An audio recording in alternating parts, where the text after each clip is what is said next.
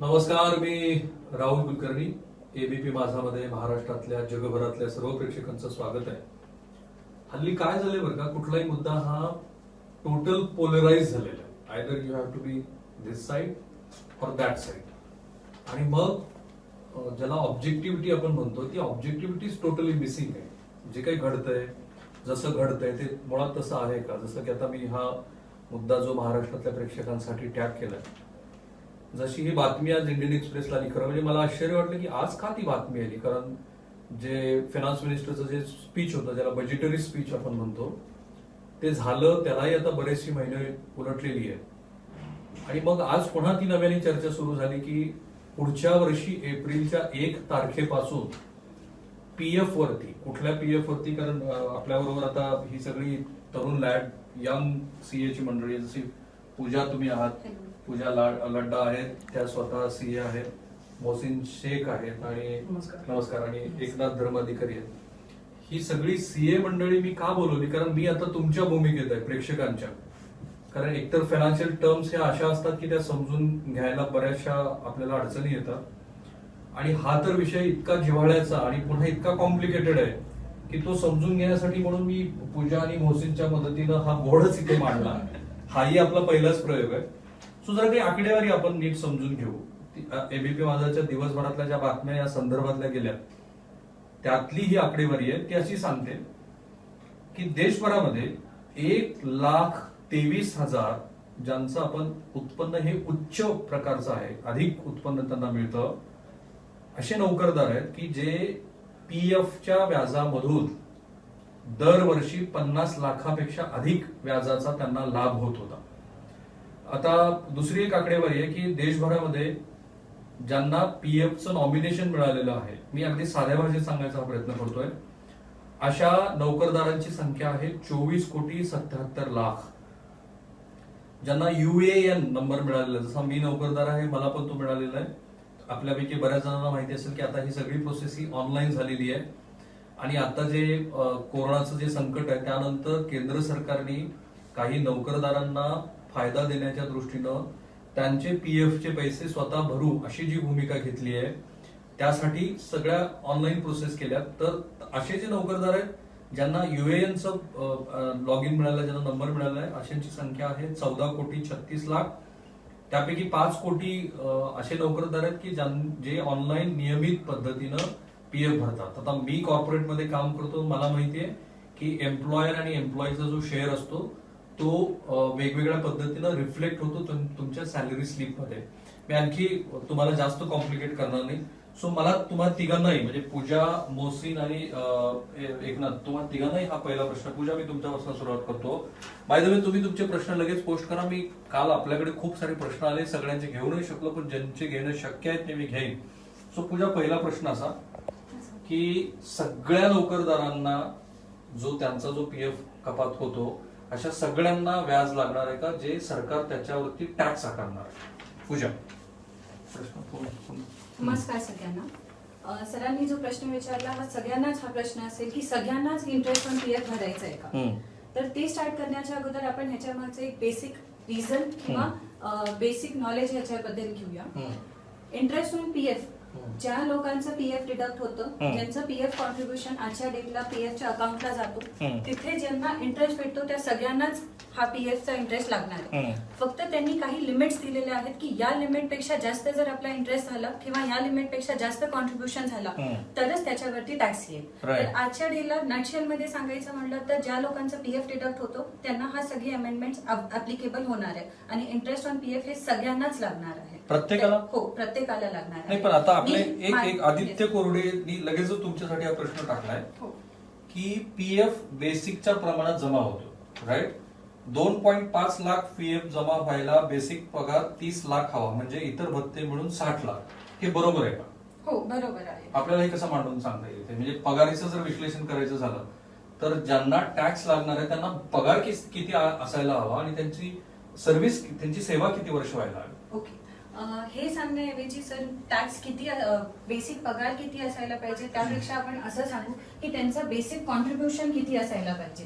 20,833 ह्या अमाऊंट पेक्षा Per month. Per month जर Okay. या अमाऊंट पेक्षा जास्त तुमचा पीएफचा कॉन्ट्रीब्युशन झालं हम्म. तर तुम्हाला ह्याच्यावरती इंटरेस्ट लागणार आहे. हा कॅल्क्युलेशन आपण कसं करतो? इंटरेस्ट ऑन पीएफ कशावरती लागतो आणि कधी लागणार आहे? Basic contribution Okay. जर तुमचं एम्प्लॉई कॉन्ट्रीब्युशन जर एका वर्षामध्ये 2,50,000 पेक्षा जास्त जातो, राईट. दिस अमाऊंट इज की ह्याचा कॉन्ट्रीब्युशन तुमचा 2,50,000 पेक्षा जास्त जायला पाहिजे. जर मी ह्याला डिवायडेड बाय 12 केलं म्हणजे पर मंथ माझा पीएफचा कॉन्ट्रीब्युशन कितीनी जास्त झाल्यानंतर मला हा इंटरेस्ट ऑन पीएफ लागणार आहे. म्हणजे 20,833 पेक्षा जर जास्त कॉन्ट्रीब्युशन झालं तरच मला इंटरेस्ट ऑन पीएफ लागेल. नाहीतर माझ्यासाठी वर्ल्ड आधी सारखाच असणार आहे, मला इंटरेस्ट ऑन पीएफ वरती टॅक्स लागणार नाही. ह्या फिगरला आपण आणखी एक्सप्लोर करून सांगू. What is this? This figure is me तुम्हाला जर बेसिक आधी अमेंडमेंट सांगितली ही अमेंडमेंट काय आहे, तर अमेंडमेंट अशी आहे की तुमचा पीएफ ला कॉन्ट्रीब्युशन आधी जसा जात होतो तसाच जाणार आहे. ओके. पण जर एका वर्षामध्ये तुमचा कॉन्ट्रीब्युशन 2.5 लाखाच्या वरती गेला, I am talking about contribution to PF, एका 2.5 lakh employer plus employee, correct, 2.5 लाखाच्या वरती गेला तर तुम्हाला त्याच्यावरती जो काही इंटरेस्ट भेटणार आहे तो इंटरेस्ट टॅक्सेबल होईल. आता हे अमेंडमेंट का आहे? कारण आधी पीएफ हा ईईई कॅटेगरी मध्ये जात होता. ईईई कॅटेगरी म्हणजे काय की पीएफचा जो कॉन्ट्रीब्युशन आपण करत होतो तो एक्झेम्प्ट होता. एक्झेम्प्ट म्हणजे त्यावरती टॅक्स लागत नव्हता. त्यानंतर जर इंटरेस्ट आपण त्याच्यावरती कॉन्ट्रीब्युशन वरती काही इंटरेस्ट अर्न केला तरी तो एक्झेम्प्ट कॅटेगरी मध्ये जात होता. एक्झेम्प्ट म्हणजे परत त्याच्यावरती टॅक्स लागणार नव्हतं. आणि पीएफ जर मी मेच्युरिटी नंतर जर पीएफ विड्रॉ केला तरी त्याच्यावरती हे पीएफचा अमाऊंट कम्प्लिटली एक्झेम्प्ट होतं. आता या अमेंडमेंट नंतर काय झालेलं आहे, या अमेंडमेंट नंतर ते म्हणले की आजच्या डेटला हा तुमचा जो कॉन्ट्रीब्युशन आहे जसा चालत आला तसंच आपण ठेवूया. पण इंटरेस्टच्या कॉन्ट्रीब्युशनला अजून थोडं जास्त एक्सप्लोर करू.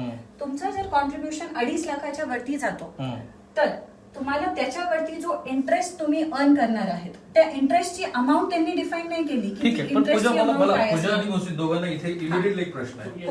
आता आपला जो पीएफ वरचा इंटरेस्ट रेट आहे तो 8.6 आहे, इफ आय एम करेक्ट. एवढं जर तुमचं कॉन्ट्रीब्युशन अॅन्युअली असेल तर तुम्हाला व्याज किती मिळणार आहे? आणि त्यातनं टॅक्स जर 30%च्या स्लॅब मध्ये तुम्ही असाल तर गव्हर्नमेंटला टॅक्स किती जाईल? Is it easy to calculate नाव? So it is not easy to calculate. Okay, fine. But feasibly, it is not easy to calculate. Why? But if because the reason is PF चा contribution directly 8.33 total amount वरती calculate होत नाही. Right. जोपर्यंत जेव्हापासून आपण contribution करतो तेव्हापासून 8.33 per month wise calculate होतो. तर आता जर मी काही फिगर सांगितली ते मिसलिडिंग फिगर. पण मी तुम्हाला बेसिक जर कॅल्क्युलेशन याबद्दल सांगितलं तर कॅल्क्युलेशन काय आहे? सगळ्यात आधी आपल्याला प्रश्न येतो की किती अमाऊंट वरती टॅक्स लागणार आहे. तर मी तुम्हाला सांगू शकते की 2.5 लाखाच्या वरती तुम्ही जे काही कॉन्ट्रीब्युशन करणार आहे त्यावरती तुम्हाला इंटरेस्ट होईल 8.33. This is the basic average rate I am giving. ठीक आहे. त्या 8.33 नंतर आपल्याला काय चेक करावं लागेल की तो इंडिव्हिज्युअल कोणत्या स्लॅब मध्ये जातो. सपोज जर माझी सॅलरी पूजा आपण इथे थांबूया कारण हे फार कॉम्प्लिकेटेड आहे. कारण आपण 10, 20 आणि 30 कडे गेलो ना तर पुन्हा नवीन प्रश्न निर्माण होतो. पण आता मोहसिन मला दुसरा प्रश्न आहे. पूजाने जे कॅल्क्युलेशन मांडलंय बाय द वे तुमचे खूप सारे प्रश्न येतात, मी घेईन तुमचे प्रश्न. पण आता मला जे लक्षात आलं की इथे तुमची सेवा किती झालेली आहे याला फारसं महत्व नाहीये. करेक्ट. पण आता ज्या चर्चा होत्या त्या अशा होत्या की 15 वर्ष सेवा झाली हवी किंवा 18 वर्ष सेवा झालेली हवी. त्याबद्दल काय तुम्ही आपल्या प्रेक्षकांना? नॉर्मली बेसिक आपण जर जुना पीएफचा जो लॉ पाहिला त्याच्यामध्ये जर तुम्ही 5 वर्षाच्या नंतर जर पीएफ ची अमाऊंट विड्रॉ केली तर त्याच्यावर टॅक्स अगोदर लागत नव्हतं. ठीक आहे. पण तो कुठला होता? तो पीएफ ची अमाऊंट होती. पण ही इंटरेस्ट वरती व्याज आहे. त्याच्यामुळे इथं तुमची सर्व्हिस किती होते इथं तो मॅटर नाहीये. फार महत्वाचा मुद्दा आहे. बरोबर आहे. अगोदर 5 वर्ष पूर्ण नंतर जर तुम्ही पीएफ काढला तर तो नॉन टॅक्सेबल होता. पण आता हा विषय आहे इंटरेस्टचा. त्याच्यामुळे तुम्ही डे 1 पासून जे कॉन्ट्रीब्युट करता 1 वर्ष तरी कॉन्ट्रीब्युट केलं त्याच्यावरती जो काही व्याज आला तुम्हाला इरिस्पेक्टिव्ह ऑफ अमाऊंट तरी त्याच्यावर तुम्हाला टॅक्स लागेल. राईट. पण आता मोहसिन एक आपल्या हरिश्चंद्र नाईक नावाचे प्रेक्षक असं म्हणतायत की आता हे खरं आहे का? धर्माधिकारी साहेब तुम्ही तिघांनी एकत्रित मला सांगितलं तरी हरकत नाही. एका हाताने दिलं आणि दुसऱ्या हाताने काढून घेतलं हे बरोबर आहे का? Is it true?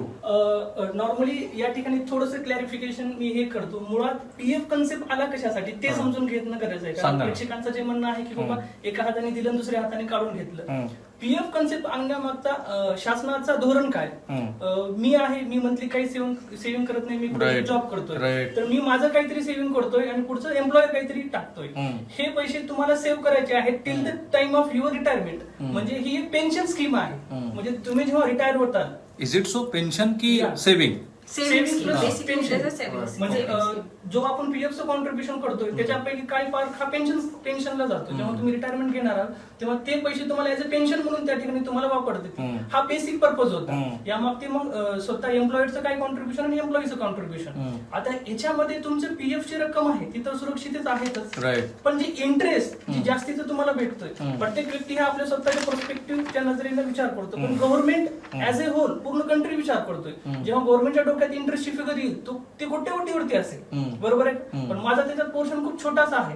त्याच्यामुळे गव्हर्नमेंट काय म्हणते, ही कोट्यवधीची इंटरेस्टची रक्कम एक्झम्प्ट होते, जी की आतापर्यंत त्यांनी कदाचित त्यांचं लक्ष गेलं असेल पण त्यांनी ती इम्प्लिमेंट केली नाही. पण आता त्यांनी हार्ड अँड फास्ट ते पाहिलं की बाबा हे कोट्यवधीची इन्कम जी आहे याच्यावरती आपण टॅक्स लावतच नाहीये. त्याच्यामुळे कुठंतरी तो गव्हर्नमेंटचा पर्स्पेक्टिव्ह आहे की नाही, मग काही प्रेक्षकांना जे वाटतं की एका हाताने दिलं आणि एका हाताने काढून घेतलं, हे बरोबर आहे का? सिंगल लाईन तसं म्हणता येणार नाही सर. मी एक सांगतो, तुम्ही जर एका बँकेमध्ये एफडी केली तर तिथं तुम्हाला व्याज लागतो, त्या एफडी वरती पण तुम्हाला इंटरेस्ट टीडीएस कटणार असेल तुम्हाला तिथं पण टॅक्स भरावाच लागणार आहे. सेम कन्सेप्ट गव्हर्नमेंटने इकडे इम्प्लिमेंट केलेला आहे. त्याच्यामुळे त्या ठिकाणी असं म्हणता येणार नाही की एका हाताने घेतलं किंवा एका हाताने परत घेतलं. ठीक आहे. उमेश राहुल, तुमचा एकच प्रश्न तुम्ही रिपीट मला विचारलेला आहे आणि मला असं वाटतं की पूजा, तुम्ही मला हे सांगा की त्यांचं असं म्हणणं आहे की पीपीएफ साठी हाच रूल आहे का?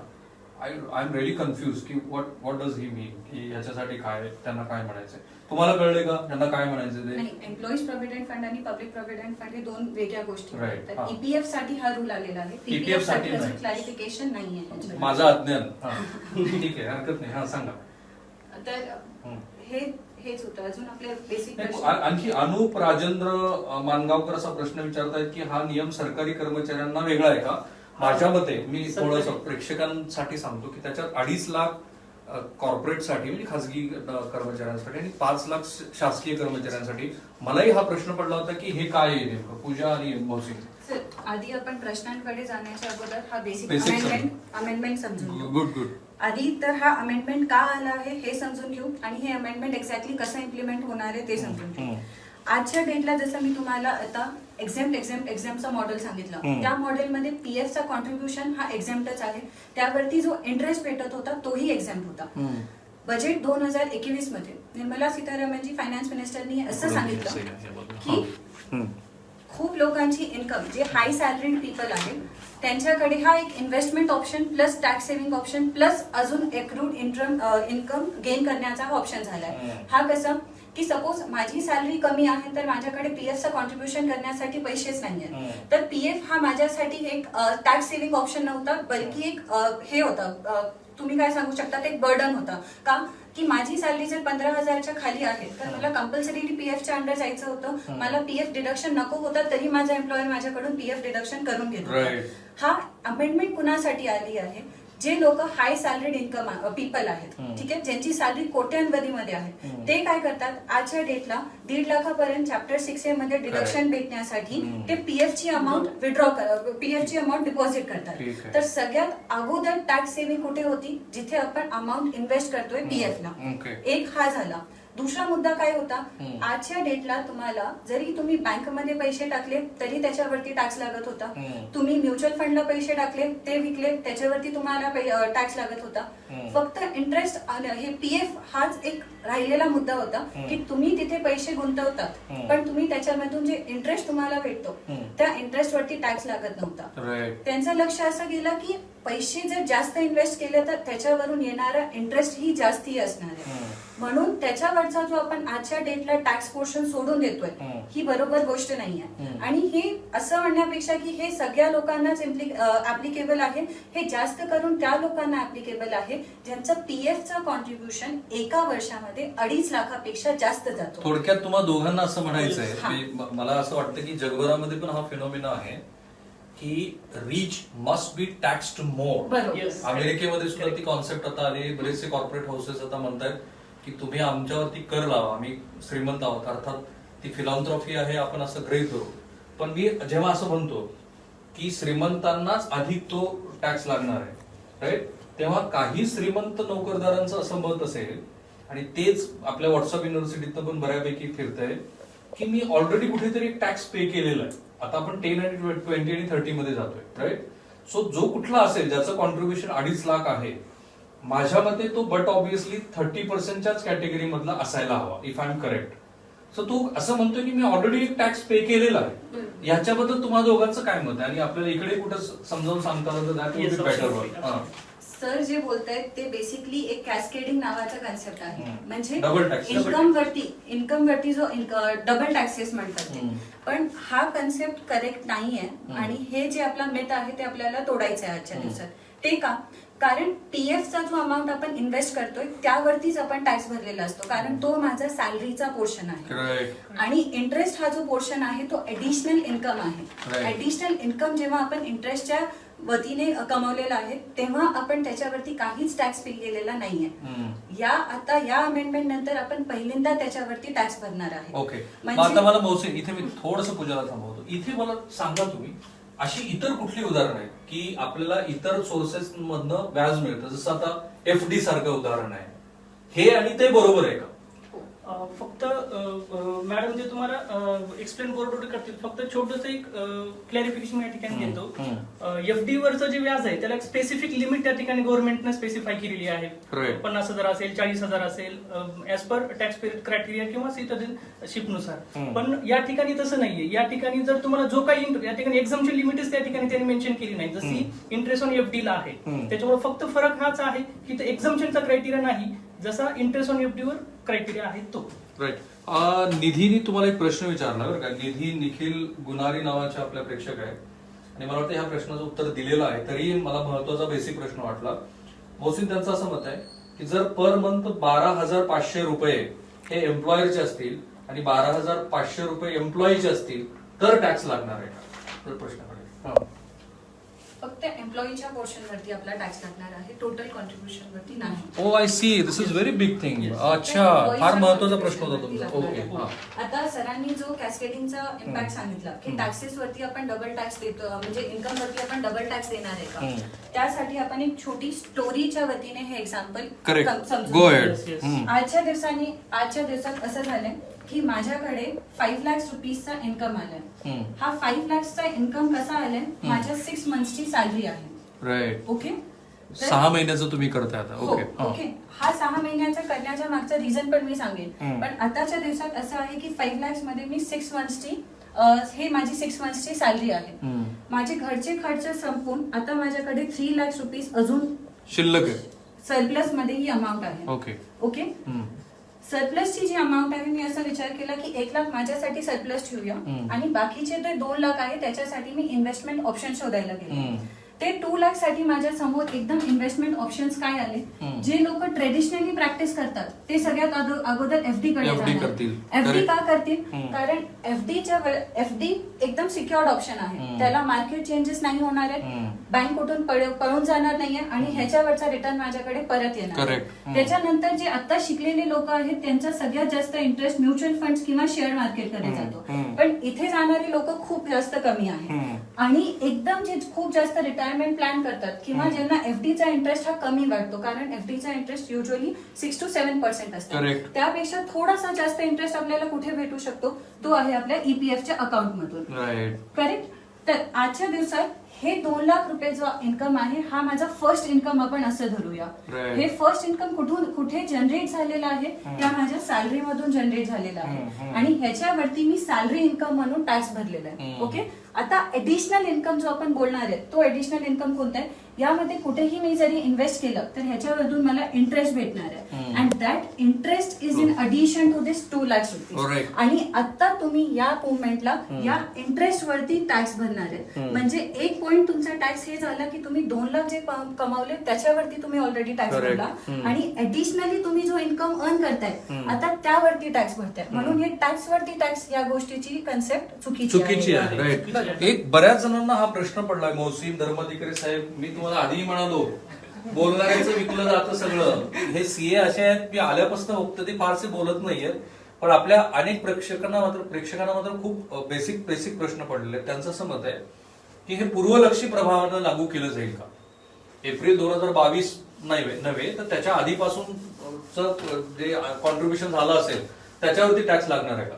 फायनान्स मिनिस्टरनी जेव्हा ही अमेंडमेंट सांगितली हम्म. तेव्हा त्यांनी बरोबर एक कट ऑफ लावून दिला. Right. हा जो अमेंडमेंट आला आहे तो हम्म. अमेंडमेंट आलाय बजेट 2021 मध्ये. राईट. ज्या दिवशी हा अमेंडमेंट आला हा त्यांनी सांगितलं की 31 मार्च 2021 म्हणजे लास्ट फायनान्शियल इयरचा जो कट ऑफ पिरियड होता हम्म. त्या डेट पर्यंत तुम्ही काहीही कॉन्ट्रीब्युशन केलं हम्म. त्याची अमाऊंट ते लोक बघणार नाहीयेत. हम्म. त्याच्यावरती तुम्हाला कितीही इंटरेस्ट भेटला त्याची अमाऊंट सुद्धा ते बघणार नाहीये. आज सारखं जे तुमच्यासाठी होतं की त्याच्यावरचा इंटरेस्ट तुमचा एक्झाम्प होता ते इथपर्यंत असंच राहणार आहे.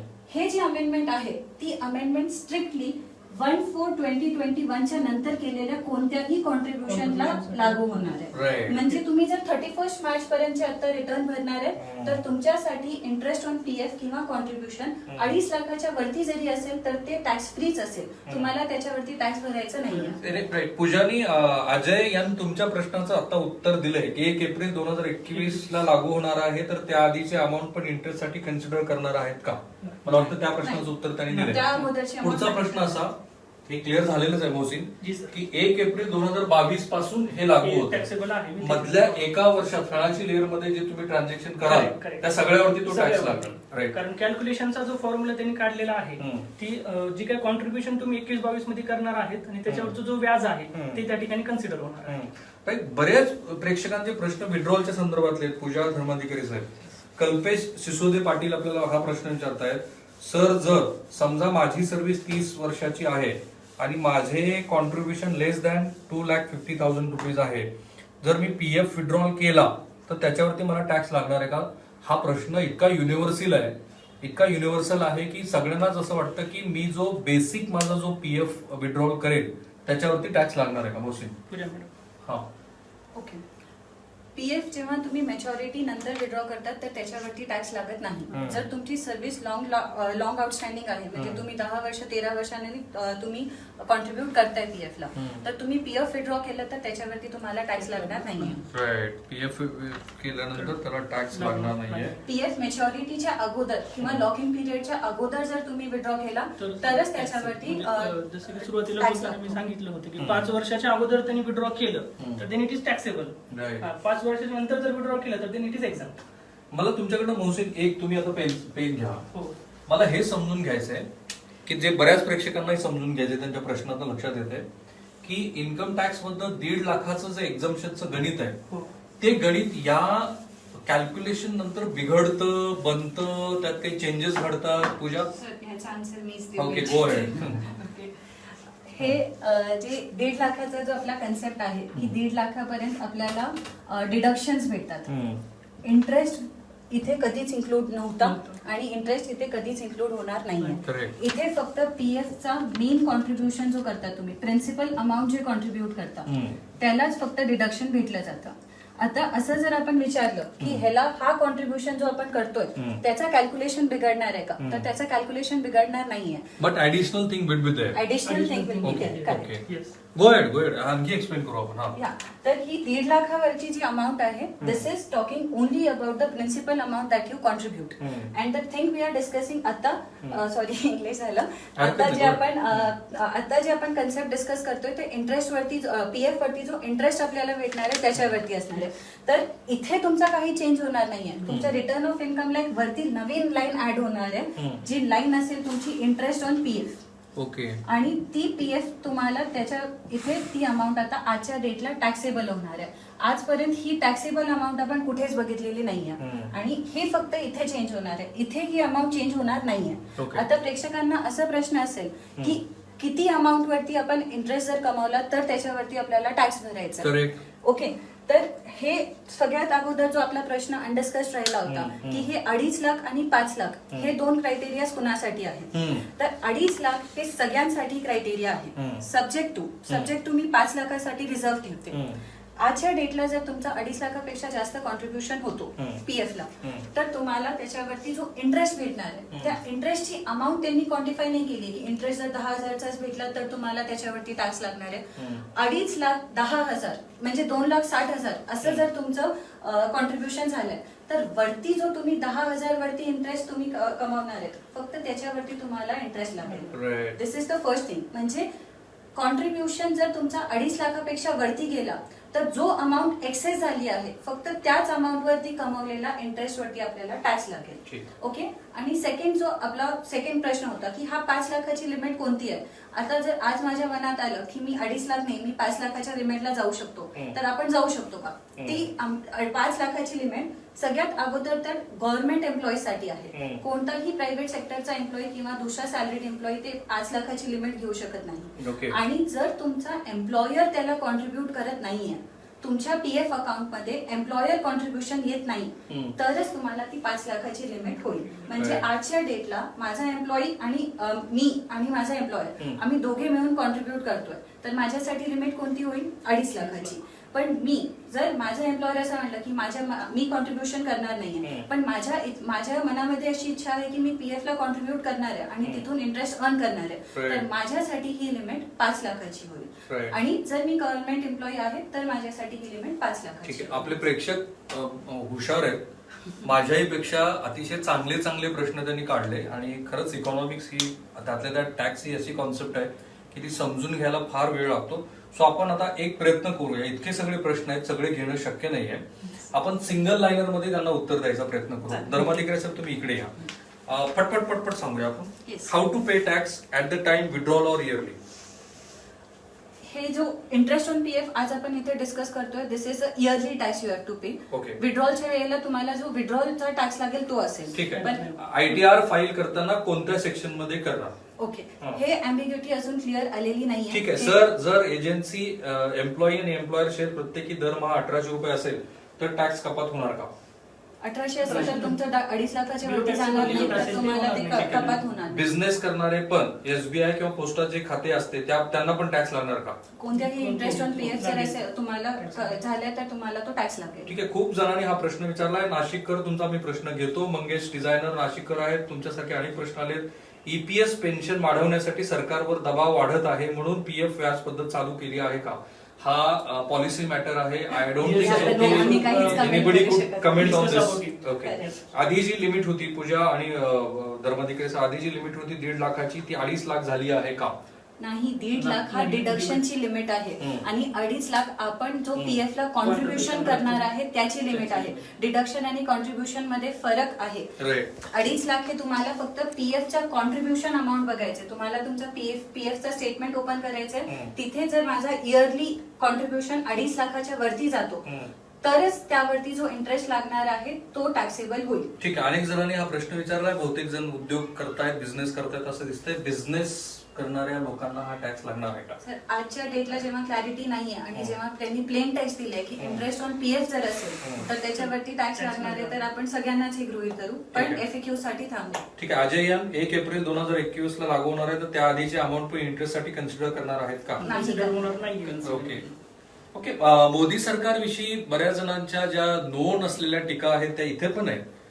तुमची मतं तुमच्या बरोबर ठेवा. आपण फक्त ऑब्जेक्टिव्ह पद्धतीनं ह्या प्रश्नाकडे बघतोय. माझं स्वतःचं ह्या कुठल्याही गोष्टीबद्दलचं काहीही मत नाहीये. मलाही ती क्युरियोसिटी होती कारण मी सुद्धा एका खासगी कंपनीमध्ये काम करतो. So I have to understand this आणि म्हणूनच हा बोर्ड आणि इतके सगळे एक्सपर्ट आपल्याला हे 3 मंडळी मिळालेली आहे. Okay fine. बाळासाहेब नन्नावरे यांचा प्रश्न आहे की कंपनी मालक सुद्धा पीएफ कट करतात. कंपनी मालक कट करतात म्हणजे ते कुठेतरी भरत असतात. एनिवे त्याच्यासाठी ठीक आहे, पण सर्वसामान्यांचा प्रॉब्लेम झाला हे बरोबर आहे का. सर्वसामान्यांचा प्रॉब्लेम झालाय, कंपनीवाल्यांना काही नाही असं त्यांचं मत आहे. कंपनीवाल्यांसाठी अजून एक लाईन त्यांनी ऍड केली आहे. आधी पीएफ ते कपात करत होते आणि त्याची ड्यू डेट 15th होती. ते 15 तारखेपर्यंत ते पैसे भरत नव्हते म्हणून आपला इंटरेस्ट पोर्शन तिथे राहत होता. तर ह्या अमेंडमेंट मध्ये त्यांनी असं सांगितलंय की जर एम्प्लॉयरनी 15 तारखेपर्यंत तुमचा पीएफ जो डिडक्ट केलाय तो भरला नाही तर त्याचा डिडक्शन त्यांनाही भेटणार नाहीये. तर असं नाही सांगू शकत की एम्प्लॉयरला काहीच अडचण नाहीये. एम्प्लॉयरला आता दर महिन्याला 15 तारखेपर्यंत पीएफची अमाऊंट भरावीच लागेल. करेक्ट. मोहसिन हा प्रश्न खूप बेसिक आहे, आधीच घ्यायला पाहिजे होता आपण. मयुरेश खेडकर यांचा प्रश्न आहे की 2.5 लाखच्या वर 10,000 गेले आणि 10,000 वर 1,000 रिटर्न मिळाला तर टॅक्स 1,000 वरती पडणार का. करेक्ट ना. ओके. म्हणून मी म्हटलं की माझ्यापेक्षा प्रेक्षक खूप हुशार आहेत आणि ते इतके बेसिक प्रश्न विचारतायत की मला आनंद आहे की आपल्याला हे सगळं समजून घ्यायला मदत होते. एनिवेज, इतके सगळे प्रश्न घेणं ह्या क्षणाला शक्य नाहीये, पण मी तुम्हाला अश्युअर करतो की मला माहिती आहे की सगळ्यांच्या सगळ्या प्रश्नांची उत्तरं ह्यातनं मिळालेली नाहीयेत. पण आपण एकदा सार काढू आणि ते थांबूया. तुम्हाला आमचे हे जे व्हिडिओज आहेत ते कसे वाटतात, आणि या व्हिडिओच्या खाली तुम्ही प्रश्न टाका. प्रश्न तुमचे कमेंट बॉक्समध्ये टाका, आपण ते पुन्हा एकदा घेऊ. अगदी ब्रीफ मध्ये तुम्ही तिघही मला सांगा की हे काय झालेलं आहे, किती सिम्प्लिफाईड आहे आणि किती कॉम्प्लिकेशन्स येणार आहेत. मोसी, एकदम सिम्प्लिफाईड आहे. जितके आपल्याला प्रश्न येतील तितके आपल्याला Close. कॉम्प्लिकेशन्स वाढतील. सिंपल यासाठी म्हणतो, अगोदर पीएफ वरती पीएफचे व्याज जे आपल्याला भेटत होतं ते एक्झाम होतं, त्याच्यावरती टॅक्स लागत नव्हता. पण 1/4/2022 नंतर तुम्हाला पीएफ वरती जे काही व्याज भेटणार आहे ते टॅक्सेबल आहे. Okay. It is so simplified. फक्त काय करायचंय, तुमचे जे काही कन्सल्टंट असतील किंवा चार्टर्ड अकाउंटंट असतील, जसं पूजा मॅडमने मगाशी एक्सप्लेन केलं, अगोदर तुमच्या रिटर्न मध्ये एक लाईन होती ती interest on bank deposit taxable, तशीच एक लाईन ऍड होणार आहे इंटरेस्ट ऑन पीएफ, जे की टॅक्सेबल असणार आहे. फक्त एवढाच चेंज त्या ठिकाणी तुमच्या इंडिव्हिज्युअल इन्कम टॅक्स रिटर्न मध्ये त्या ठिकाणी होणार आहे. टॅक्स पे करताना सगळ्यांनाच थोडासा दुःख होतो, तर तुम्हाला टॅक्स एडिशनल पे पैसे करायचे. कोणाला द्यावे असे वाटतात का? बरोबर. आणि पुन्हा नोकरदारांची अडचण अशी आहे की त्यांना रस्ते नाहीये. बरोबर आहे. कारण तुम्ही एकदा सॅलरीचा स्लॅब तुमचा कुठेतरी असतो तो रिफ्लेक्ट होत असतो. बाकीचे लोक काय करतात, I don't want to comment on this. ह्यावरती आपण कमेंट नाही केलेलं बरं. हा. पण सॅलरीड एम्प्लॉई साठी असं असतं की त्यांना इन्कम फिक्स्ड आहे, म्हणून जर त्यांच्या तिथून ऍडिशनल काही अमाऊंट जाते तर ते सगळ्यांना त्यामुळे जास्त कॉम्प्लिकेटेड वाटते. बाकी सगळी प्रोसिजर टेक्निकली ते लोक सॉल्व्ह करून घेतील. तुम्हाला त्याच्यावरती जास्त काही करायचं नाहीये. Right. फक्त टॅक्स प्लॅनिंगची गोष्ट तुमची जास्त वाढेल की 2.5 लाखापेक्षा जर आपण जास्त इन्व्हेस्ट करतोय आणि जर इथे इंटरेस्ट जास्त कमावलं तर जास्त टॅक्स पे करावा लागेल. Right. फक्त त्या गोष्टीची आपल्याला लक्ष द्यायचं आहे. धर्माधिकारीची शेवटची कमेंट्स. आपल्याला शांतपणे झोपायचं आहे, राईट? तर आपल्याला शांतपणे झोपायचं असेल तर ह्या सगळ्या नोकरदारांनी काय करायला पाहिजे? तर शांतपणे जर झोपायचं झालं तर आपण असं एक मिसकन्सेप्शन आहे की माझं कॉन्ट्रीब्युशन जर वाढलं पर इयर मध्ये जर 2,50,000पेक्षा जास्त गेलं तर इंटरेस्ट पोर्शन किती जरी मिळाला तर त्याच्यावरती टॅक्स आहे. तर आपलं मिसकन्सेप्शन काय आहे, तर इंटरेस्ट लिमिट काहीतरी असेल आणि त्याच्या पुढे गेला तर टॅक्स लागेल का, हे एक डोक्यामध्ये असतं. पण तसं नसून हे पीएफ कॉन्ट्रीब्युशन आपलं 2,50,000पेक्षा पुढे गेलं त्याच्यावर किती जरी इंटरेस्ट मिळाला तो टॅक्सेबल असणार आहे. Thank you so much. मी तुम्हाला तिघांचे आभार मानतो. मी सार का काढला माहितीये, कारण बरेचसे आपले प्रेक्षक हे उशिरा जॉईन झालेले आहेत. कालही मला तो अनुभव आला आणि त्यामुळं आपण हा आपल्या ह्या लाईव्ह डिस्कशन मध्ये शेवटचा हा सार काढला. मी हा मुद्दा पुन्हा घेऊन येणारे असे सगळे प्रश्न की जे थोडेसे कॉम्प्लिकेटेड आहेत ते त्या एक्सपर्टनी समजावून सांगायला हवेत. जसं पूजा भोसीन आणि धर्माधिकारींनी आपल्याला समजावून सांगितलं. उद्याही मी तुमच्याबरोबर लाईव्ह असणार आहे. आपण ही वेळ पाळण्याचा प्रयत्न करू जी आज आणि काल परवा आपण हिट केली. तुम्हाला आमचे हे जे प्रयत्न आहेत ते कसे वाटतात ते जरूर कळवा. माझं एबीपी माझाचं जे फेसबुक, ट्विटर आणि सोशल मीडियातले इतर अकाउंट्स आहेत ते फॉलो करायला हवं. थांबूया आपण इथे. एबीपी माझा, उघडा डोळे बघा नीट.